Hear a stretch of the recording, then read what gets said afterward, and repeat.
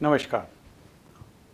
तो measure of angle ये हमने देखा और उसके जो लिए इंस्ट्रूमेंट यूज़ होता है उसको प्रोट्रैक्टर बोलते हैं, है ना। हमने कुछ एग्जाम्पल्स भी देखे। Now let us take some more examples. तो तीसरा एग्जाम्पल है study the diagram. The line L is perpendicular to line M। तो यहाँ पे ये लाइन और ये लाइन L और M ये एक दूसरे के ऊपर परपेंडिकुलर है।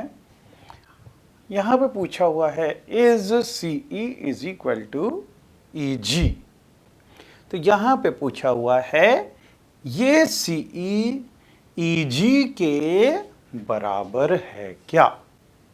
तो हम अगर यहाँ पे डिविजन्स काउंट करें तो देखिए ये यहाँ पे 3 है, यहाँ पे 5 है, मतलब एक डिवीजन दो डिवीजन, यहाँ पे भी एक और दो। इसका मतलब ये इसको बाइसेक्ट कर रहा है। E जो है इसका CG का मिड पॉइंट है। So CE is equal to EG। Answer will be yes. Then Does PE bisect CG? तो PE ये PE क्या CG को बाइसेक्ट कर रहा है। जब ये दोनों इक्वल हैं इसका मतलब इसको बाइसेक्ट कर रहा है। तो आंसर इज यस। ठीक है। देन identify any two line segments for which PE is perpendicular bisector। तो ये PE परपेंडिकुलर बाइसेक्टर है। इसके लिए कोई से भी दो लाइन सेगमेंट हमको देखने के हैं जिसका ये परपेंडिकुलर बाइसेक्टर है। तो जैसा भी हमने ये पहला वाला देखा कि दोनों साइड दो दो, अगर हम 3 ले लें तो हमारे पास में कि यहाँ से भी 3 लें और यहाँ से भी 3 लें तो वो हो जाएगा परपेंडिकुलर बाइसेक्टर। तो सबसे पहला तो लाइन सेगमेंट जो अभी देखा हमने CG, एक तो इसका परपेंडिकुलर बाइसेक्टर है ना, क्योंकि दो इधर दो इधर।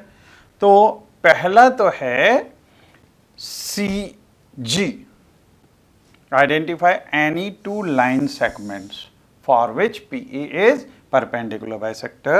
So answer is first is CG। अच्छा, दूसरा अगर हम देखें परपेंडिकुलर तो है ही, बाइसेक्टर के लिए अगर 3 इधर ले लें और 3 इधर ले लें तब हमारे पास में पॉइंट कौन सा बनेगा, ये B, 3 इधर और 3 इधर, तो ये बचेगा H। मतलब ये हो जाएगा BH लाइन सेगमेंट का ये परपेंडिकुलर बाइसेक्टर है। तो दूसरा वो होगा लाइन सेगमेंट BH, राइट। ये हो गया। Now D point, are these true. अब ये हमको देखना है ये ट्रू है या नहीं। AC is greater than FG। अब देखिए AC मतलब यहाँ से एक डिवीजन और दो डिवीजन, तो AC कितना हुआ, 2 यूनिट डिस्टेंस है। और FG ये F और ये G, इनके बीच में तो एक ही यूनिट का डिस्टेंस है। तो इसमें 2 यूनिट डिस्टेंस है, इसमें 1 यूनिट डिस्टेंस है और 2 is always greater than 1। So answer will be yes, this is true. ठीक है। अच्छा, फिर CD is equal to GH। CD ये एक यूनिट है, एक डिवीजन है, इज इक्वल टू GH के अंदर भी एक ही यूनिट का डिस्टेंस है। तो ये दोनों भी इक्वल हैं, दोनों 1 1 यूनिट के बराबर हैं। तो this is also true, right. अब BC is less than EH। BC मतलब 1 यूनिट है और लेस देन EH। E और H, EH देखिए ये 3 यूनिट के बराबर है, 3 डिविजन्स हैं और यहाँ पे BC एक ही डिवीजन है, तो 1 इज ऑलवेज लेस देन 3, है ना। 1 जो है छोटा है, 3 बड़ा है। So this is also true. तो ये सभी ट्रू होंगे, ठीक है। Now come to next. तो अब एंगल के बारे में तो हमने काफी कुछ देख लिया, एंगल के मेजरमेंट्स भी देख लिए, है ना। अब हम आते हैं अगले स्टेप में ट्रायंगल के ऊपर। ट्रायंगल हमने देखा था, ट्रायंगल क्या होता है, यहाँ पे 3 साइड वाला जो फिगर है, when 3 non-collinear points are joined by line segments, then this figure obtained is called triangle। तो अब यहाँ पे हम ट्रायंगल के अंदर naming triangle based on the side. जब ट्रायंगल है तो ट्रायंगल के अंदर 3 साइड्स होती है और 3 एंगल होते हैं। 3 साइड्स हैं तो 3 साइड्स के अंदर साइड्स के बेसिस पे हम ट्रायंगल को 3 पार्ट्स के अंदर डिवाइड कर सकते हैं, ठीक है। 3 साइड्स में से देखिए, ए triangle having all 3 unequal side, तो 3 साइड्स में से तीनों हो सकता है अलग अलग लेंथ की हो, या ये हो सकता है 3 में से 2 की लेंथ इक्वल हो, या 3 में से तीनों की लेंथ इक्वल हो, ये भी हो सकता है। तो इसके बेसिस पे हम ट्रायंगल को 3 पार्ट्स में डिवाइड कर सकते हैं। पहला जिसमें तीनों अनइक्वल साइड्स हो तो उसको बोलते हैं स्केलिन ट्रायंगल, ठीक है। तो यहां पे अगर हम ये A ट्रायंगल है, ये B ट्रायंगल है और ये C ट्रायंगल है, तो अब यहां पे देखेंगे, देखिए ये साइड और ये साइड, तीनों साइड्स अलग अलग लेंथ की हैं, तो इसको बोलेंगे स्केलिन ट्रायंगल। ये C वाला जो है ये स्केलिन ट्रायंगल। अच्छा, अब अगर उसकी जगह 2 साइड्स इक्वल दी हुई हो, इसमें तो तीनों अलग अलग थी, अब 2 साइड्स अगर इक्वल हो तो इसको बोलेंगे आइसोसेलेस ट्रायंगल। तो अगर ये देखिए इस ट्रायंगल के अंदर अगर ये ABC है, इसके अंदर ये दोनों साइड्स अगर इक्वल दी हुई होगी तो इसको बोलेंगे आइसोसेलेस ट्रायंगल, ठीक है। और ये ट्रायंगल अगर ABC है ना, यहाँ पे तीनों ही साइड्स अलग अलग हैं, लेकिन इसके अंदर ये वाली साइड इसके बराबर और ये वाली साइड इसके बराबर, तो अगर ये ट्रायंगल PQR अगर हम ले लें तो यहाँ पे PQ is equal to QR is equal to PR, तीनों ही साइड्स इक्वल हैं, और अगर तीनों साइड्स इक्वल होती है तो ट्रायंगल को बोलते हैं इक्विलैटरल ट्रायंगल। ये पहला वाला ट्रायंगल ये इक्विलैटरल ट्रायंगल होगा, ठीक है। तो 3 तरह के ट्रायंगल, अगर सब साइड्स इक्वल तो इक्विलैटरल ट्रायंगल, 2 साइड्स इक्वल तो वो होगा आइसोसेलेस ट्रायंगल, और अगर तीनों साइड्स अलग अलग हैं तो स्केलिन ट्रायंगल होगा, है ना। अच्छा, जैसे हमने साइड्स के बेसिस पे देखा वैसे ही ट्रायंगल को 3 पार्ट्स में डिवाइड किया जा सकता है, वो होगा अब एंगल के ऊपर बेस्ड। तो अब हम देखते हैं एंगल्स के ऊपर बेस्ड जो ट्रायंगल होंगे उनको क्या बोला जा सकता है।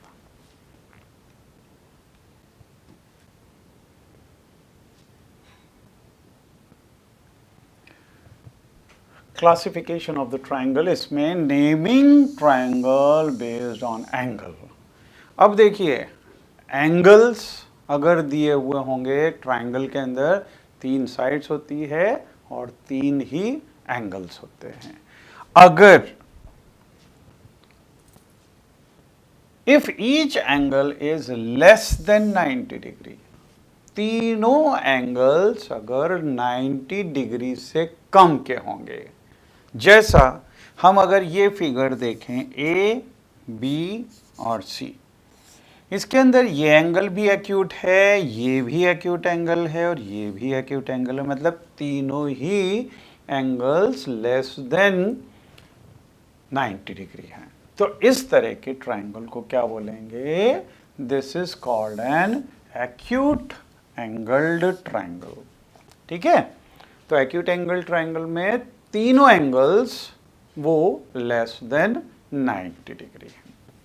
फिर अगर एक एंगल अगर राइट एंगल हो, इसके अंदर हम देखेंगे पी क्यू आर, इसके अंदर ये वाला एंगल ये 90 डिग्री का है, राइट एंगल है ना। तो अगर एक एंगल राइट एंगल होगा, then this is called right angled triangle. ठीक है, तो पहले के अंदर तीनों एंगल्स लेस देन 90 डिग्री, तो एक्यूट एंगल। अगर एक एंगल 90 डिग्री तो राइट एंगल, और अगर एक एंगल ग्रेटर देन 90 डिग्री हो तो वो एंगल को क्या बोलते हैं? Obtuse angle. और वो ट्रायंगल क्या हो जाएगा? Obtuse angled triangle. ओके, तो यहां पे तीसरा, if one angle is greater than 90 degree, then the triangle is called an obtuse angled triangle. तो अगर यहाँ पे इस ट्रायंगल में हम देखें, ये एंगल ये 90 डिग्री से ज़्यादा बड़ा है, तो इस ट्रायंगल को अगर एल एम एन ये है, तो ये एंगल चूंकि 90 डिग्री से ज़्यादा बड़ा है, मतलब ऑब्ट्यूस एंगल है, therefore this triangle is called obtuse angled triangle. ठीक है, तो साइड्स के बेस पे भी हम ट्रायंगल्स को 3 पार्ट्स में डिवाइड कर सकते हैं, और एंगल के बेस में भी हम 3 पार्ट्स में डिवाइड कर सकते हैं।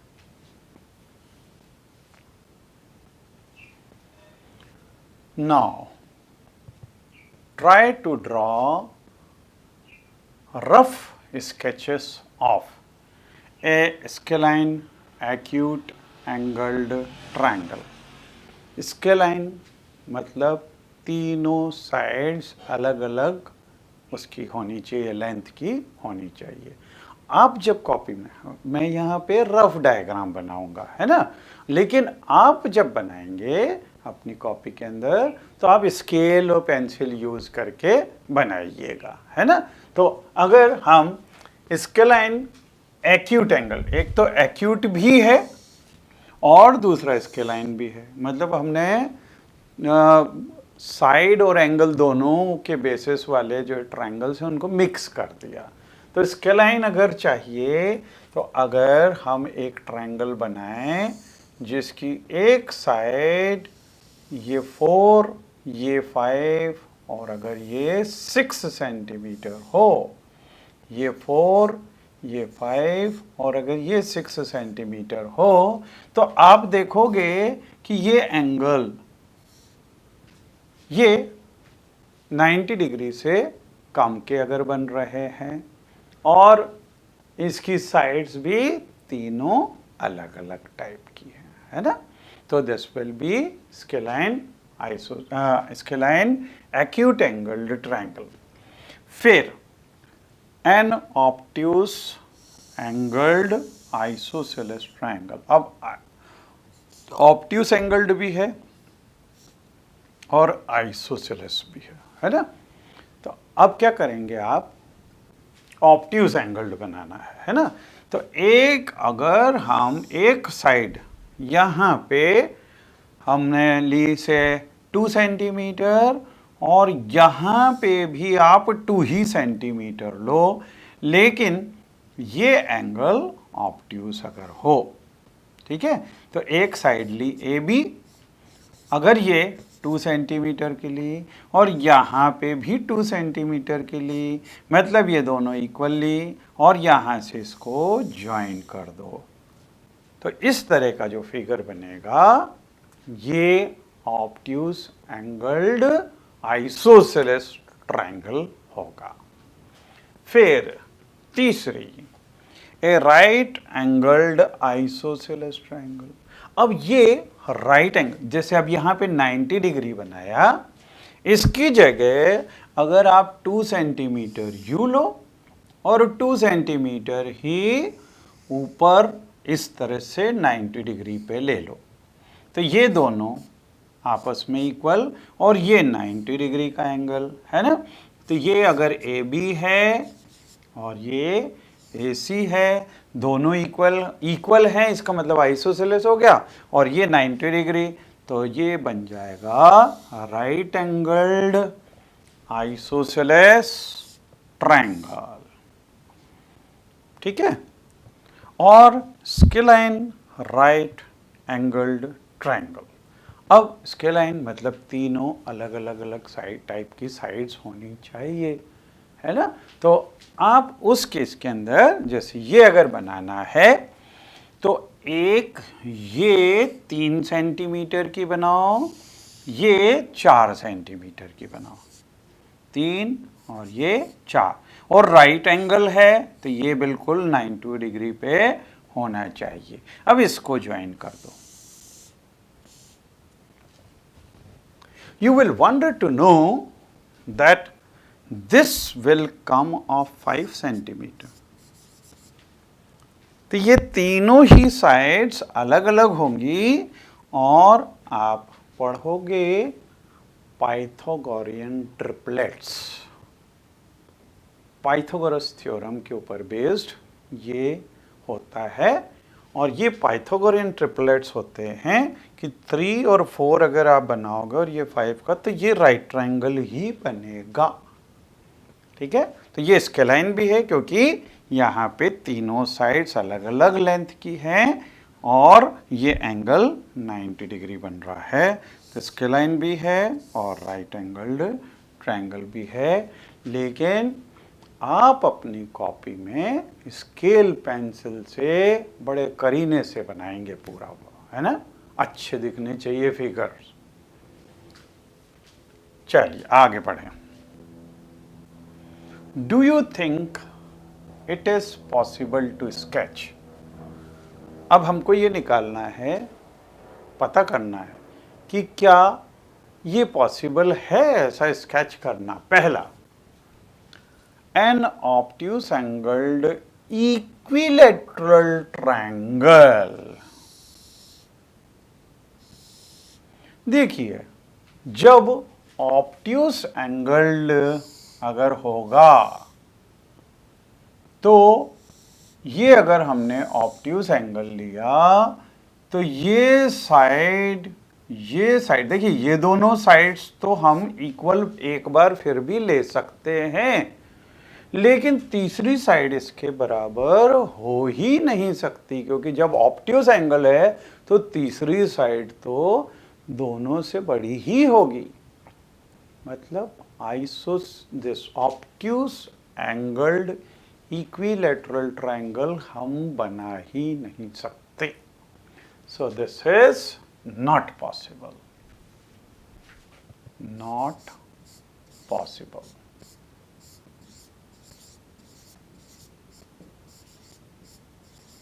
फिर दूसरा, राइट एंगल्ड इक्विलैटरल ट्रायंगल। अब देखिए, राइट ट्रायंगल में भी हमने देखा था कि अगर हम मान लो ये दोनों इक्वल ले भी लें, लेकिन क्या ये तीसरी साइड इसी के बराबर आएगी? हो ही नहीं सकता। अगर ये दोनों इक्वल हैं, ये वाली साइड तो बड़ी ही होगी अगर हम इसको राइट ट्रायंगल ले रहे हैं, है ना। तो ये कभी भी इक्वल नहीं हो सकते राइट ट्रायंगल के अंदर। So this is also not possible.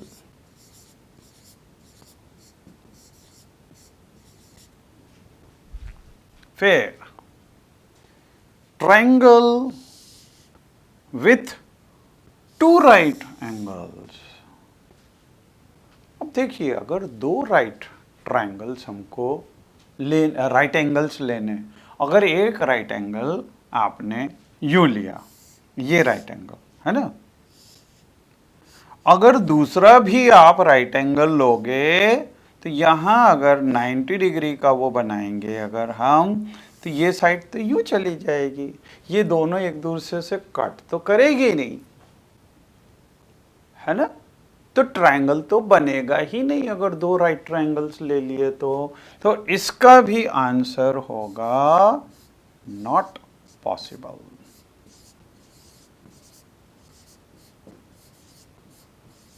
So this is also not possible. ठीक है।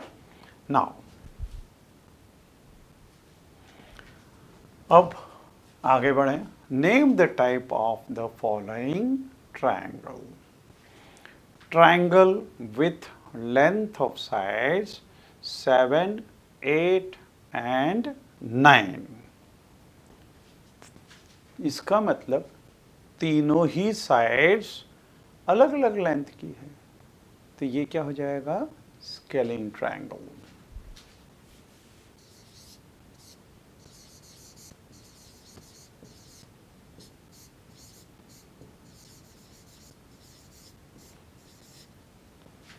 ठीक है। अब दूसरा, triangle ABC with AB is given 8.7, AC is given 7 and BC is given 6।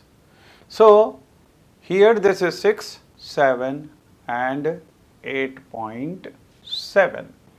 इसमें भी तीनों साइड्स अलग अलग लेंथ की हैं, so this will also be scalene triangle।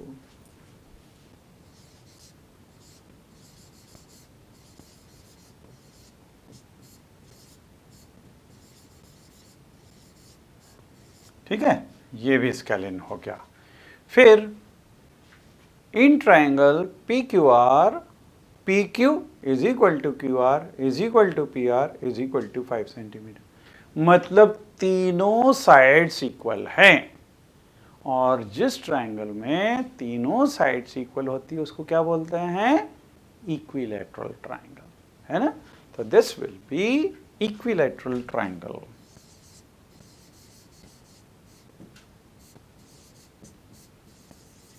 Equilateral triangle. ठीक है। Then triangle DEF with measure of angle D is equal to 90। अब जिस एंगल के अंदर 90 डिग्री का एंगल होता है उसको बोलते हैं राइट ट्रायंगल, है ना। तो this will B right triangle.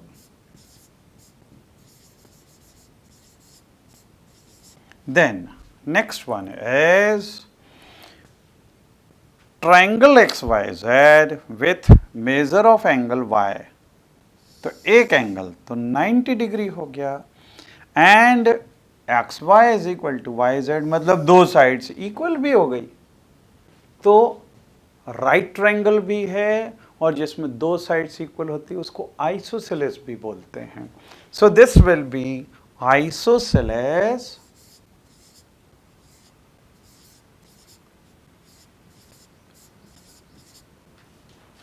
Right triangle.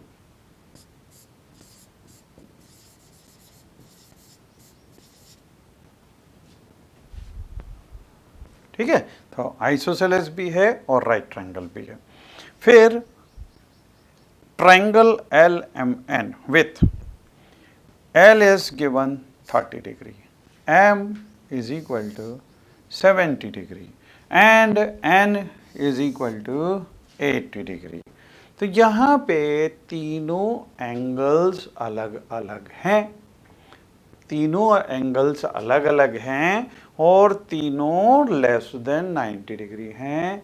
So this will B acute angled triangle. This is acute angled triangle.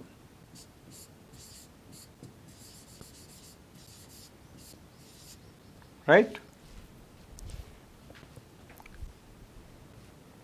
Then next,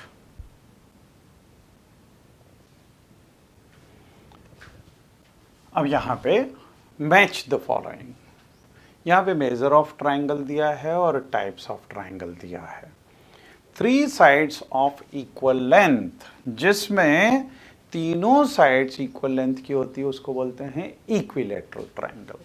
तो यहाँ पे ये यहाँ इक्विलेटरल ट्राइंगल के साथ, ठीक है.